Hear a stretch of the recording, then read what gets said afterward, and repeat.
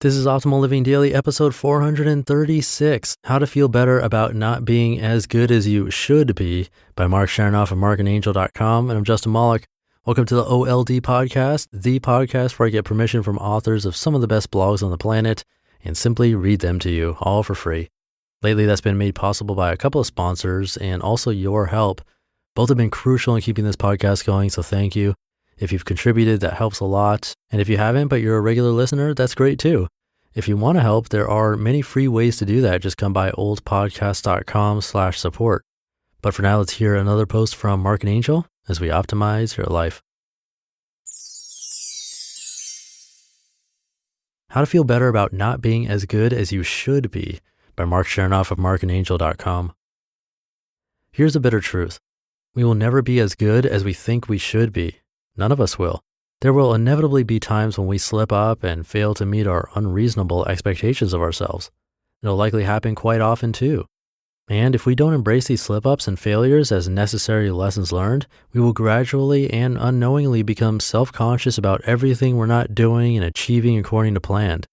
Honestly, it happens every day to the best of us. We hopelessly catch ourselves thinking about how we're falling short. We worry that we haven't made as much progress as we thought we would. We worry that we'll never be as productive as we could be, and our worrying just leads to more senseless worrying. We worry that we don't have better looking bodies, get to the gym more often, accomplish more of our goals, etc. We worry that we should be doing something better, something more amazing, all those amazing things that people on TV and social media are doing, etc. And so we're left feeling guilty that we're not as good as we should be, that we're not doing the perfect thing at the perfect time ever. The good news is that thoughts like these are natural because the human mind isn't perfect. It worries about things. But we can learn to catch and control these thoughts so they don't catch and control us. Letting go of our perfect life fantasies. To an extent, we all have this lavish idea in our heads about how our lives are supposed to be. We fantasize that we should be living a different and better life, a life without procrastination and failure, a life with spectacular feats of success, a life of travel and adventure, a life with perfect friends, family, and partners, etc. And through it all, we're supposed to be smiling too, right? Wrong. That's not how life really works, at least not 24/7. The truth is, we are miraculously flawed human beings living miraculously flawed lives, and the miraculous part only transpires when we accept and make the best of what we have.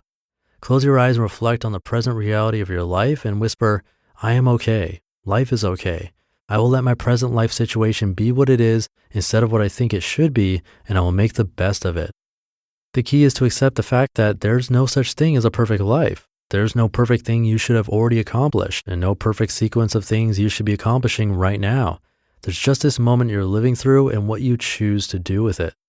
And yes, disappointment with this moment, with yourself and with others, is often part of the picture. There's no escaping this reality. But what will you choose to do? You can be disappointed in this moment and do nothing, or you can practice being satisfied with the opportunity to make the very best of it. Making the best of the reality we're living. When Angel and I guide our course students through the process of letting go of their perfect life or perfect self fantasies, we cover a 4-step practice for doing so. It's a simple series of steps that can work wonders at any given moment in time, but it takes some diligence. It's not necessarily convenient or easy. Number 1, when you feel your life isn't good enough, anxiety rising, pause, close your eyes, and notice that you're in the process of worrying about what you're not doing or what you haven't yet achieved. Notice the feelings of disappointment you have with yourself and your life at the present moment. Number 2, accept these feelings of disappointment as a part of you, focus on them, and just allow yourself to feel them. As you focus, notice the emotional sensations of this feeling throughout your body. Number 3, open your eyes. Turn your attention to the present moment. What are you doing right now? Put all your awareness into this moment. Be 100% present with the physical and emotional sensations of whatever you're doing. Number 4, notice that the present moment is enough for right now. It doesn't need to be better. It doesn't need to be anything more. It's good enough already in its own unique way, and so are you. Again, this is a practice, a life-changing daily ritual, and it's not something any of us will ever be perfect at.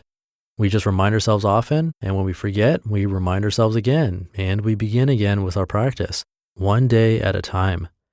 Angel and I build life-changing daily rituals with our students in the goals and growth module of Getting Back to Happy. Oh, and this short article, by the way, is as much a reminder to Angel and me as it is a guide for you or anybody else who might find value in it. We're all in this one together. May this moment right now be as good as we collectively choose to make it. This moment, our most precious resource. As I wrap up here, I'm reminded of something Angel and I have learned the hard way from the most heart-wrenching moments of our lives, losing loved ones early and unexpectedly. Death is an unpredictable inevitability.